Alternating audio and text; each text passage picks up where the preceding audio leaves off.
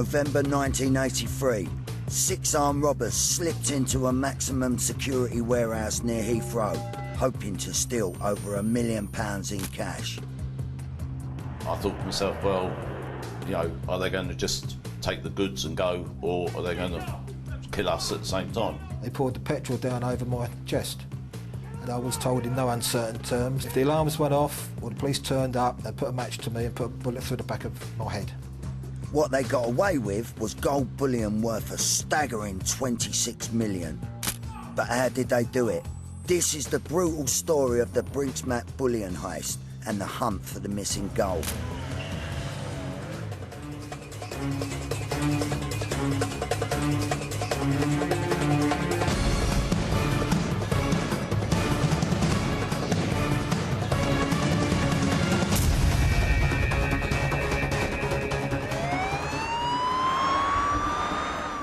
Biggest ever armed robbery was carried out at the Brinks Mat security depot at Heathrow. The gang escaped with £26 million worth of gold bars, weighing nearly 3 tons. This was a huge amount of gold, almost conquistador proportions. To give some sort of perspective, it was the weight of 2 average family saloon motor cars. The biggest ever robbery in British criminal history one of the most audacious robberies ever carried out in Britain. Offence, £26 million worth of gold stolen in Britain's biggest ever robbery. Must have been a large and well-organised operation. To be honest, I was in complete fear of my life and also the lives of my colleagues, especially when they tell you where you live and then they tell you how to get into your own vault. And that is the most scary part of it. They knew so much. They took with them the secret of where the haul is hidden. But of course, by stealing the gold, the robbers then had a problem of how to actually filter that gold back into the system and make that gold turn into cash. Ruthless in its conception, fearless in its operation, the Brinks Mat heist is still the largest bullion robbery in British criminal history. In just 15 minutes, a highly organised South London gang of armed robbers made off with 3 tons of gold from the Fort Knox-style warehouse near Heathrow. It was the biggest crime or robbery that I've ever been involved in. And dare I say it, it was a watershed crime in the criminal history of this country.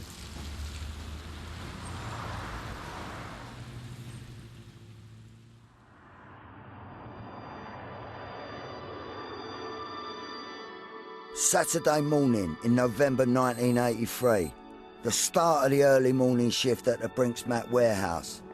Security supervisor Mike Scouse had to wait until precisely 6:30 AM to open the doors to his team of security guards. Robin Risley, Richard Holliday, Peter Bentley and Ron Clark.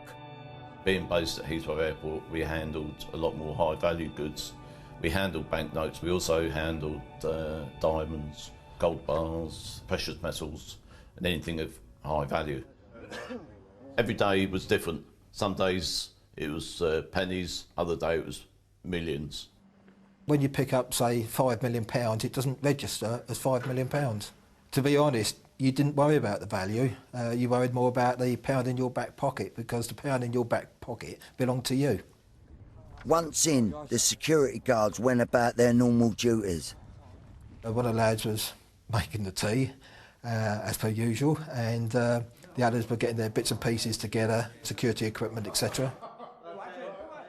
We then got the various books out and the keys, and we started to discuss what was going on. We're going through the airway bills and sort of just doing a rough calculation, and we realised there was an awful lot of gold to be moved that morning. And the vehicle that had been allocated couldn't really take the weight, it was just over 3 tonne. The gold had been delivered to the warehouse in 76 stacked boxes on pallets shortly after the security guards had clocked off work the night before. It was a staggering amount they were expected to handle that day. The doorbell went at about 20 to 7, so I then went downstairs and saw Tony Black outside. He was on his own, so I opened up the door.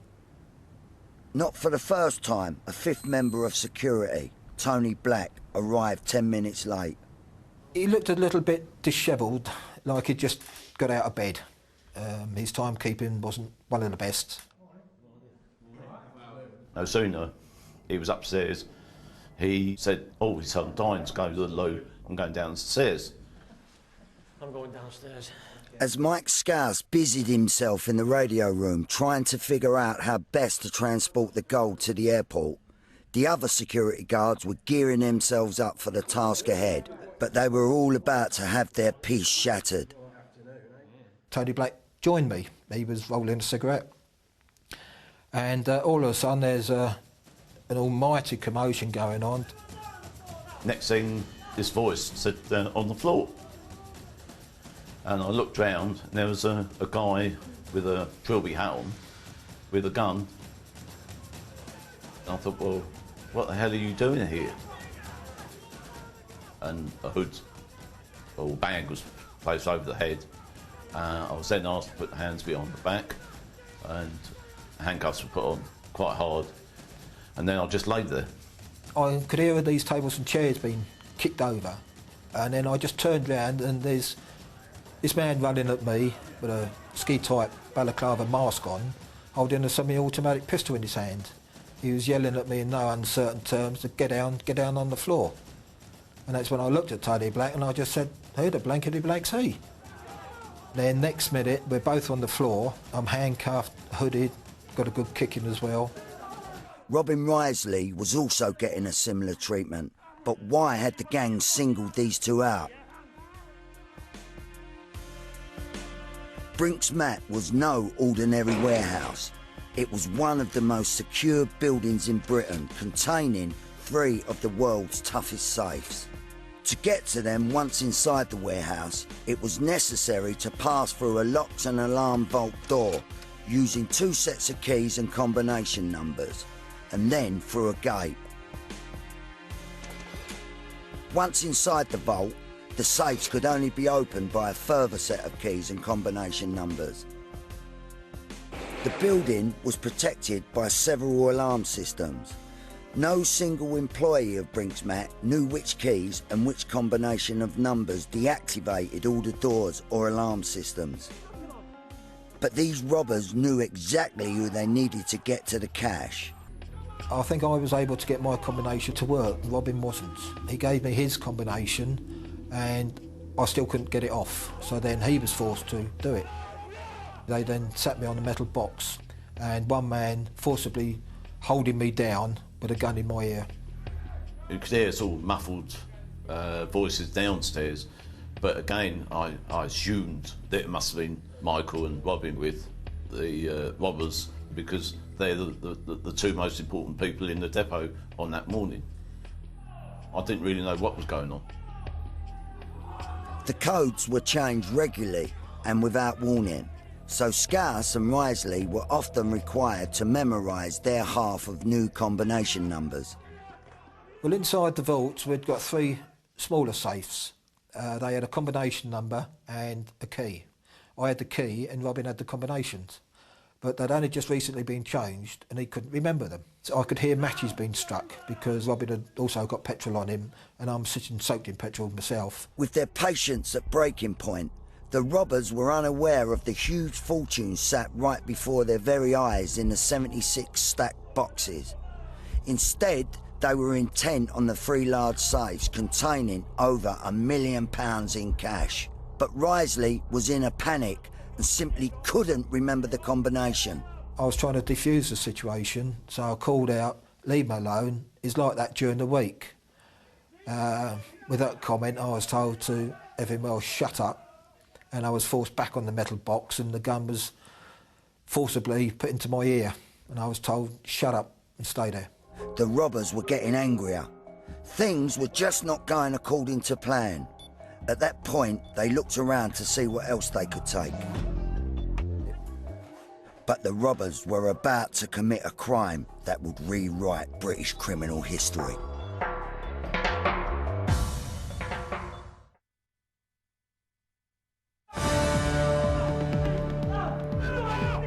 Six highly organised armed robbers had come determined to steal around £1 million in cash from the Brinks Mat warehouse. Instead, they were about to commit the biggest bullion robbery in British history. They knew so much. To be honest, I could have written down the combination numbers, given them the keys and sat upstairs and had a cup of tea. They told me how to get into my own vault. They were very well practiced in what they did. It was a military type operation, driven by adrenaline and armed as well.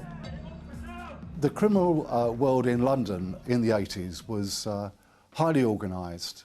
They had a distinct hierarchy of criminal, and those type of criminals that were committing armed robbery on an organised scale were top of the tree. There's a lot of shouting going on inside the vaults, and then they obviously found the gold bullion that was there. Having violently terrorised the guards, they stumbled across 6,800 pure gold ingots, each weighing just under 400 grams, and each bar worth around £3,000. The haul was getting on for 3 tons, with a value in the region of £26 million. Now, the gold was inside the vaults. It was on pallets. So then they said, who can open the shutters to let a vehicle in? And I said, Tony Black. Black was ordered to open the shutter doors as the vehicle drove in. The pallets stacked with bullion were quickly loaded onto the vans. I was lying there, I had no idea what they'd come for, and then all of a sudden, all you heard was bang, bang, bang. And I thought, oh my God, they're taking the gold. I still didn't know at the end of the day whether we would all live or die. And I just said to one of them, you load it a bit quicker than we do. And I was just told in no uncertain terms to shut it. And all of a sudden, we heard this voice saying, thanks ever so much for your help and have a very nice Christmas. As the engine noise slowly faded into the distance, the guards were left with nothing but silence.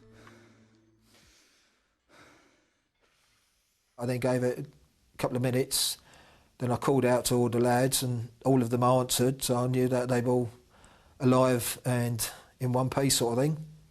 And then one of the lads was able to break his handcuffs, the link on it, and then he kicked a very large hole in the office door, and then he came into me.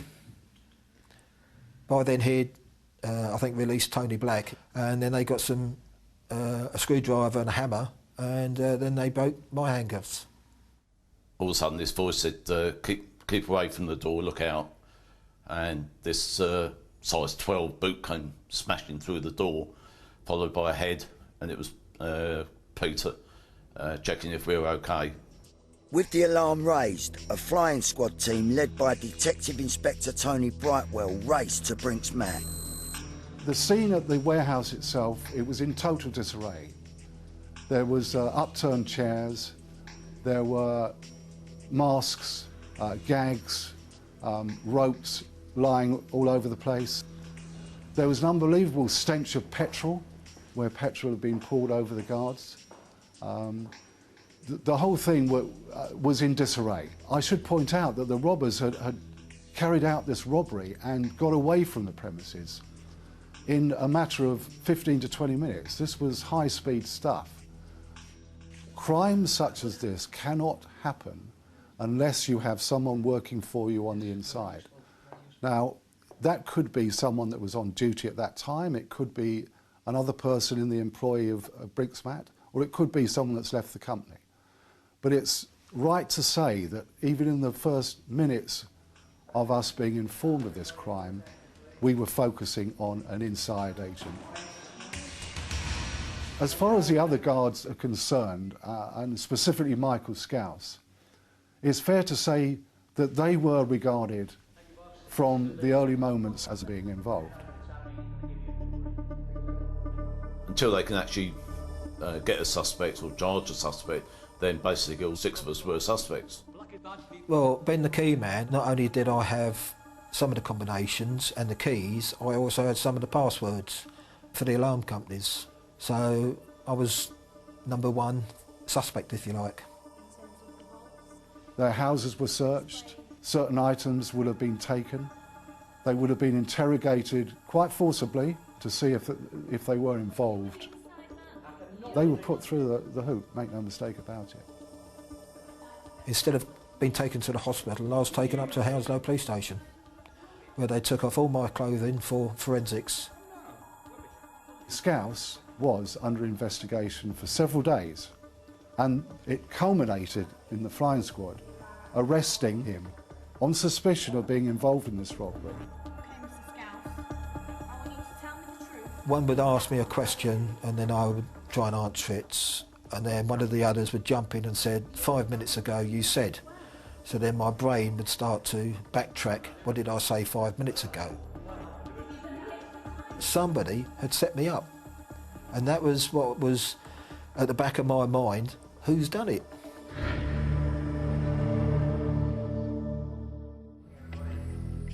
Just as it was looking like Scouse was in the frame, another man had now come to the attention of the police. Very quickly we made a connection with a man called Black, who was one of the guards on duty that day. His sister was living with and was the common law wife of a man called Robinson, who was very high up in the criminal underworld of South London, was a suspected armed robber, was an organised criminal of high standing. But the police needed evidence to prove Tony Black was the inside man.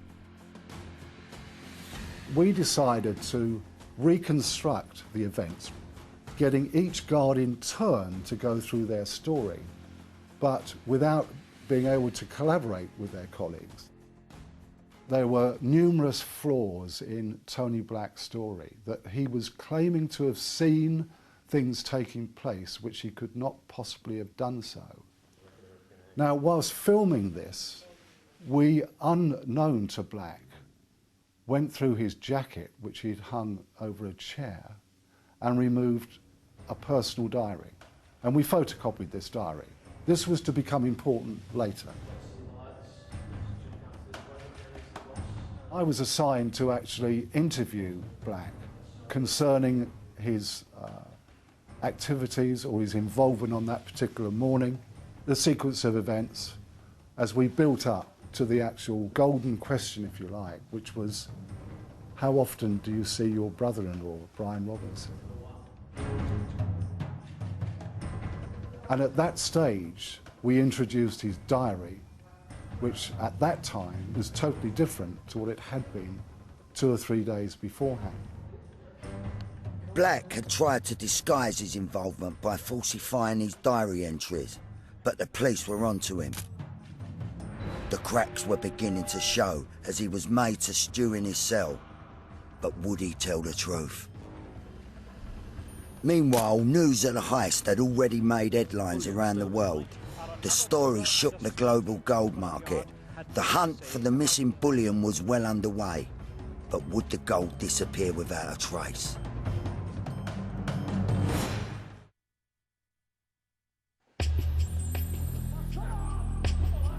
A gang of 6 armed robbers had pulled off Britain's biggest heist with an incredible gold bullion haul of £26 million, stolen from one of Britain's most impenetrable buildings, the Brinks Mat warehouse. With the inside man reaching breaking point, the police were now on the trail for the missing gold. Each ingot is serially numbered. The only way that you can move those ingots is, first, you have to melt them to get rid of any identifying marks. But then you have to mix it in a certain way with copper, with coin, brass, in order to disguise it even further, because the only way that gold is acceptable really coming back into the market, which has to happen here, is if it's sold into the market as scrap gold.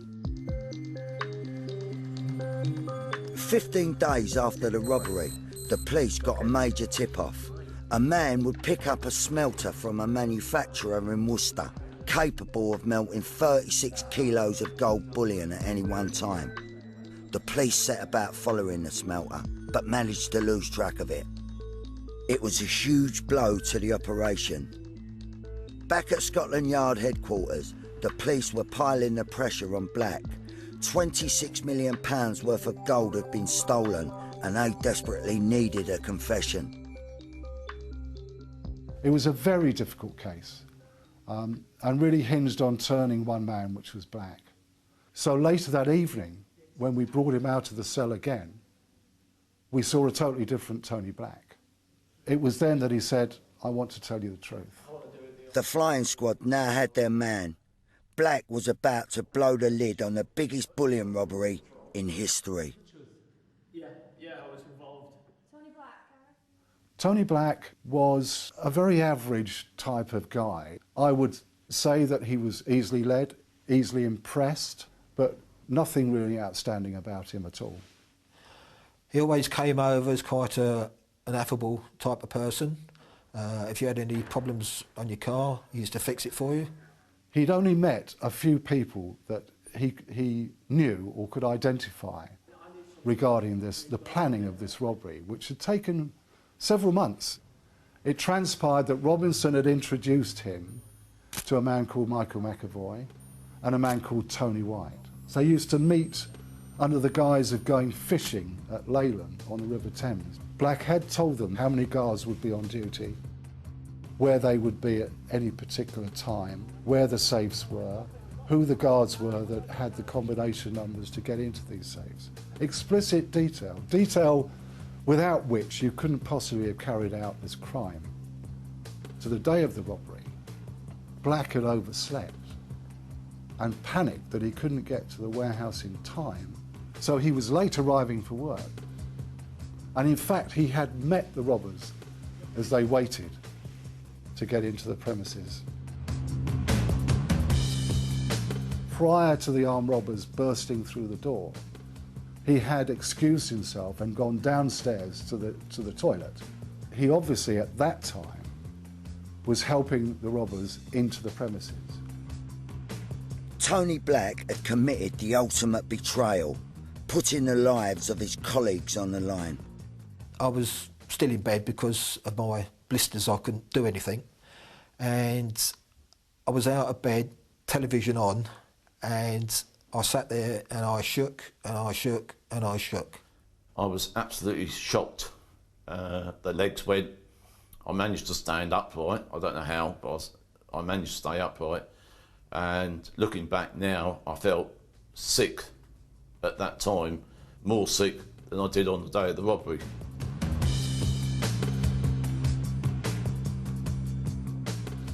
With the help of the newly recruited police supergrass, Tony Black, detectives were now certain of some of the key players. Brian Robinson, early 40s, the criminal mastermind, otherwise known as the Colonel.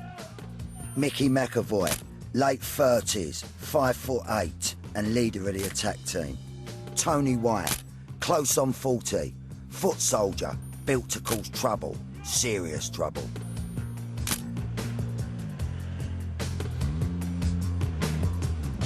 This was a highly organised gang, or gangs that were carrying out these robberies. They were all known to each other. People knew that this gang had done that particular job and that person had been behind that particular job. So in terms of professional crime, it was known to the police that Robinson and McAvoy were heavily involved in armed robbery. Whilst Robinson, McAvoy and White were arrested and questioned by the police, the pressure was on detectives to find the missing gold. 7 months after the robbery, the police got another breakthrough when a man by the name of Kenneth James Noy was brought to their attention. They were back on the gold trail. Kenneth Noy was the mastermind and the controller of how the gold could be turned into cash. We believe that Mr. Noy came on the scene very shortly after the robbery, if indeed he didn't actually know that the robbery was going to take place.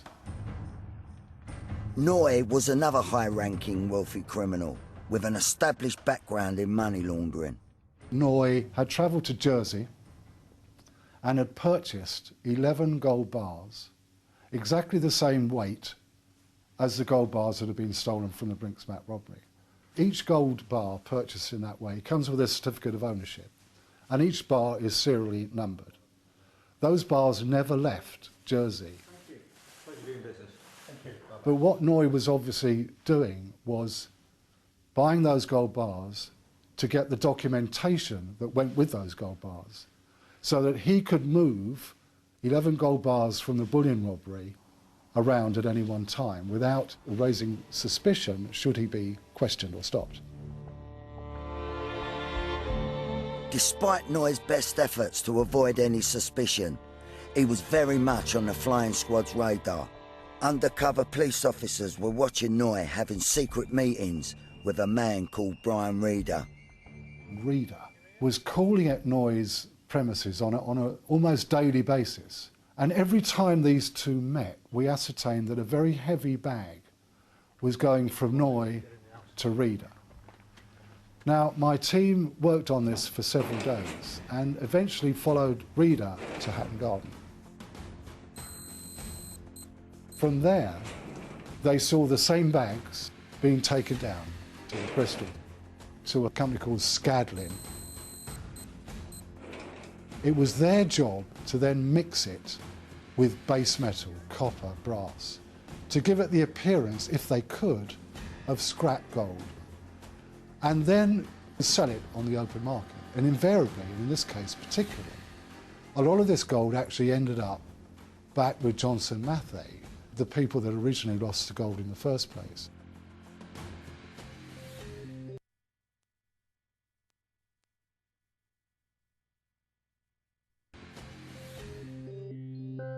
Ironically, the gold was being sold back to the company it had been stolen from. Now the police investigation needed to find out how the gold was reaching Noy.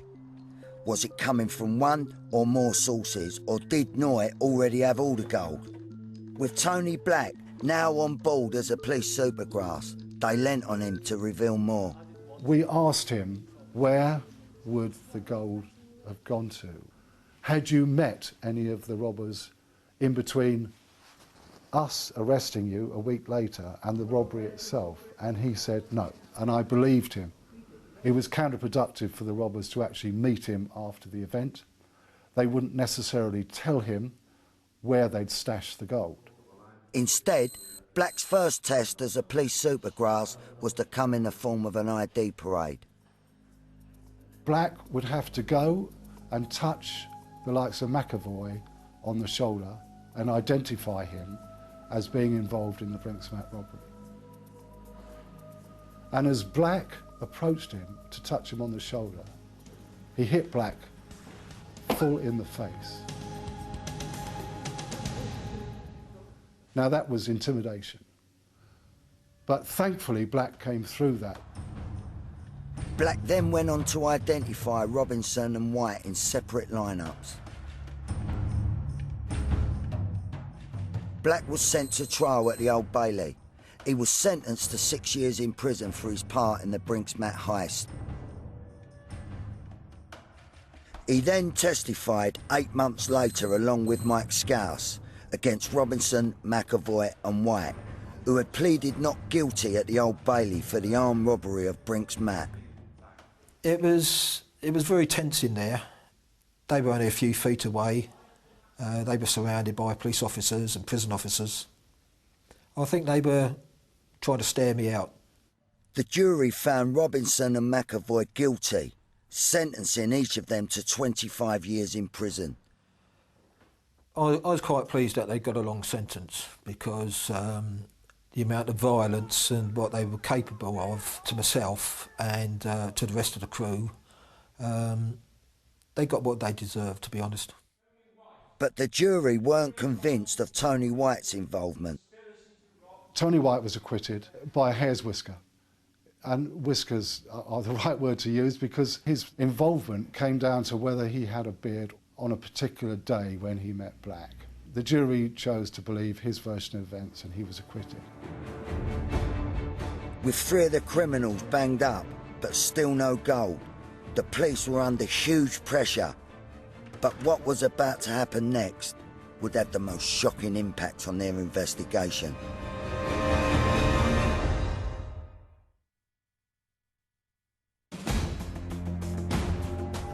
After the conviction of gang leaders Robinson, McAvoy and Supergrass Tony Black, Scotland Yard detectives desperately needed to track the missing gold.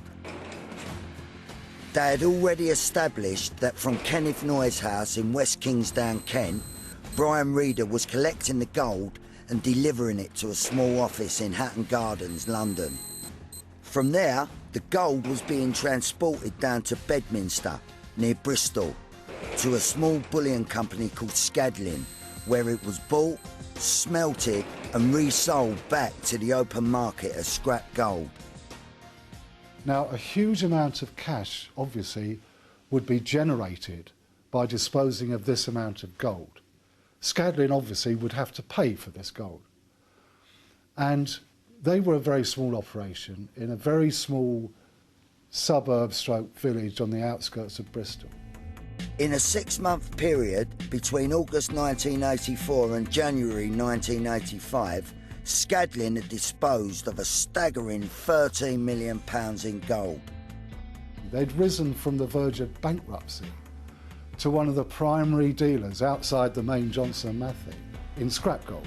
So this was a huge amount of business running through this very small company, because Scadlin have to pay for this gold. And the money then goes back to Noye and is disseminated to the various interested parties and criminals whose gold it belongs to.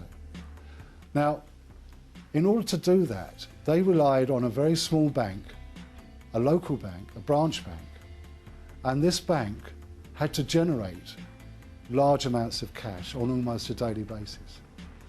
So in order to assist this or facilitate this, the bank had to send to London to get vast or large injections of cash to their operation in Bedminster, Bristol. We found out that a lot of this money was brand new £50 notes. The A24 series of brand new £50 notes. Knowing these £50 notes were directly linked to the gold, all the police had to do now was to determine how the gold was reaching Noye in the first place. A decision was taken in the higher echelons of Scotland Yard to insert officers into Noye's premises to discover if Noye had any other gold buried or hidden in his grounds or on his premises. We had to enlist the help of rural SAS-trained officers. Detective Constables Neil Murphy and John Fordham were put on the operation. John and myself arrived about 5 p.m, got ourselves ready to spend a whole night at the property, if necessary. We were expecting Reeder to arrive at Noye's house that night. We were expected to witness the handover of gold.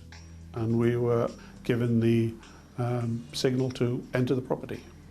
We're over the wall and into the property, John and myself together, and as trained, moving slowly through the garden up towards the property. And when we just about got to the sort of area we'd want to be where we could observe the cars and perhaps the doors, we were surprised by the dogs. Little did they know that Noye's 3 Rottweiler dogs were loose on the grounds.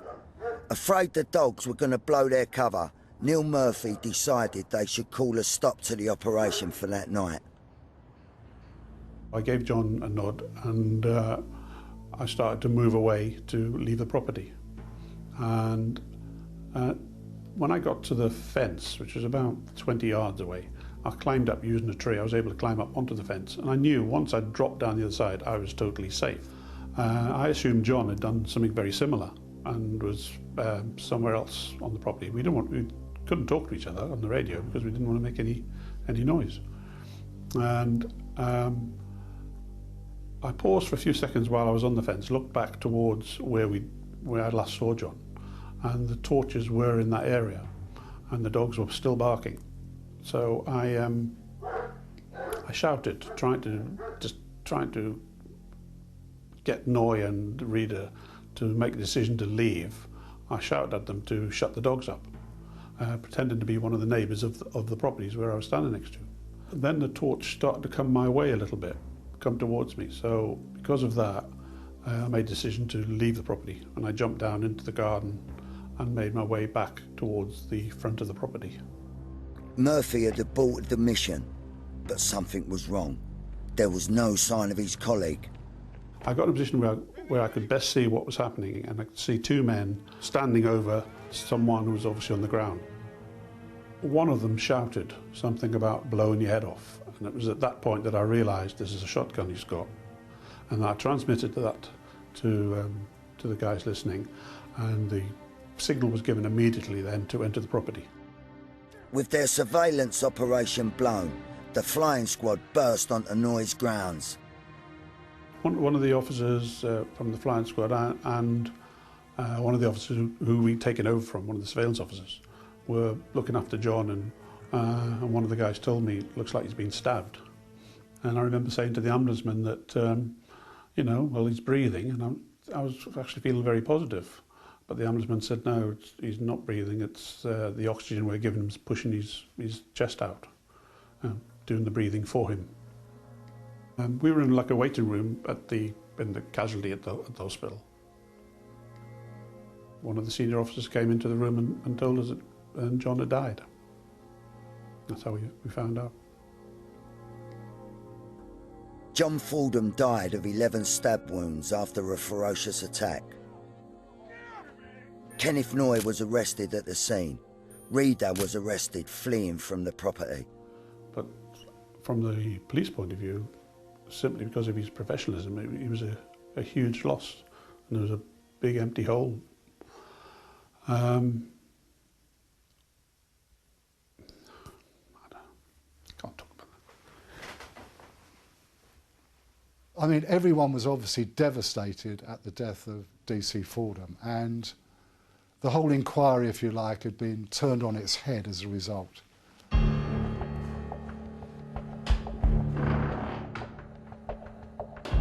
With Noy in police custody, his house and grounds were searched. 10 hours later, an officer found the evidence they really needed to link Noy to the Brinks Mat bullion. We did find 11 gold bars on the doorstep, pure gold that had been obviously melted and recast prior to them going to Bristol. At the time, the 11 gold bars were worth around £100,000. What was left was to now take action against all the people that we knew were involved in disposing of our gold. Within 24 hours, various premises in Bristol area, in London, were raided by hundreds of officers who came in to assist at that particular time, and we had to secure what evidence was left to us. But significantly, very significantly, the one pieces of evidence that we did find were A24 series £50 notes, which we knew had come from Scadlin.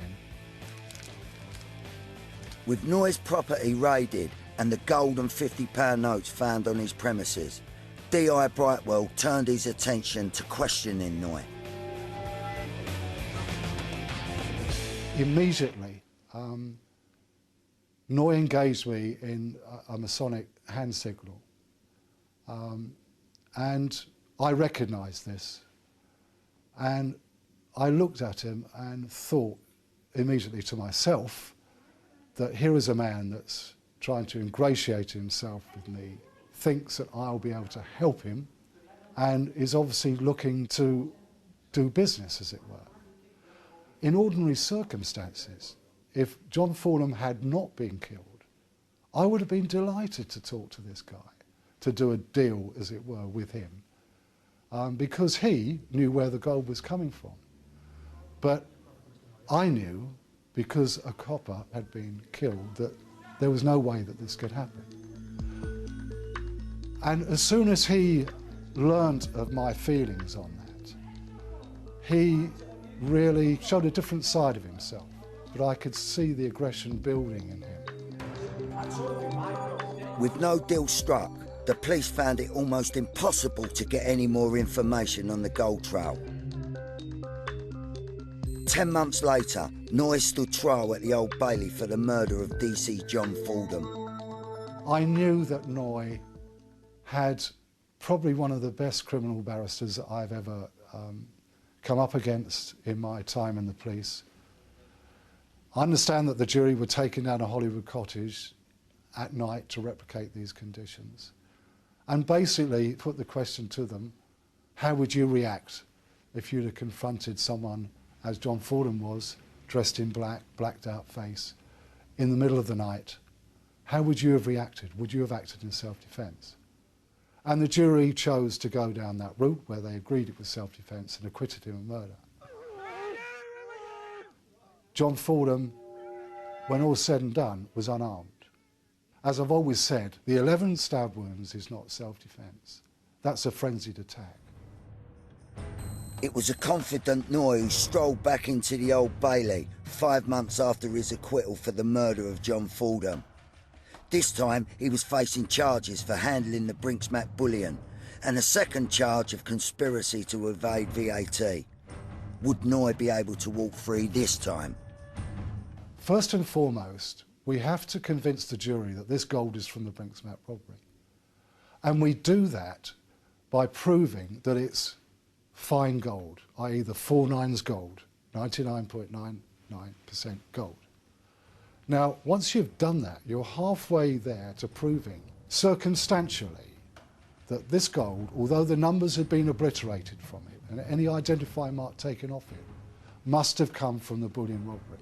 But the real clincher for me was the A24 series notes, because after his arrest, it gave us time to look at the accumulated wealth of people like Noy and other associates. They all linked together through these A24 series notes. The jury found Kenneth Noy guilty, both of conspiracy to handle Brinks Mat gold and VAT fraud. He was sentenced to 14 years in prison. The only saving grace through the whole thing was the fact that he was convicted of handling the gold. I think if he'd walked free from court on that, hadn't killed John, that would have been devastating.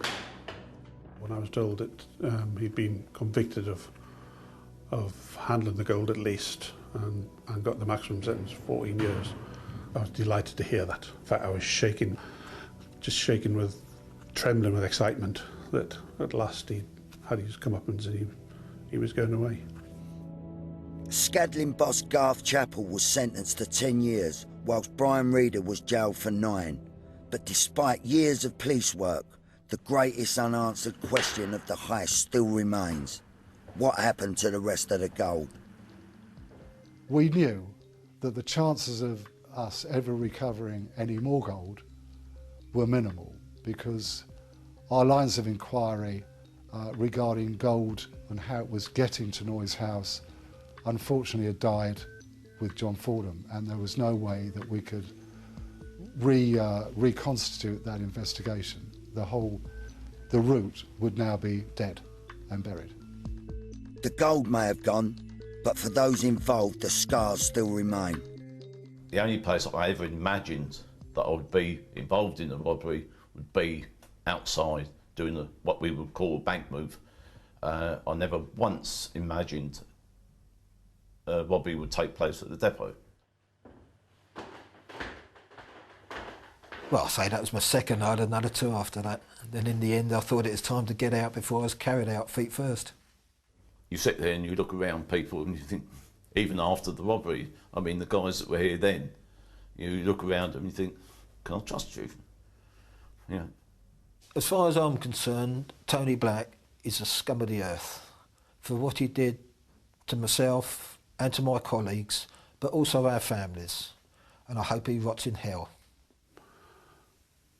The only thoughts I have are for John's family. I think about them quite a lot and how they've missed all the years that they haven't had with him. As far as recovery of the gold was concerned, the 11 gold bars found at Kenneth Noy's house was the only gold ever recovered from the bullion robbery. Now that's 11 gold bars out of 6,800 gold bars. 13 million of gold was disposed of. But that's only half. So it's pure conjecture what happened to the other half. A few say large amounts of bullion were flown out of the UK. Others think the bulk of it is still hidden in Britain. But some believe anyone who bought gold jewellery in the UK after November 1983 could be wearing the Brinks Mat gold.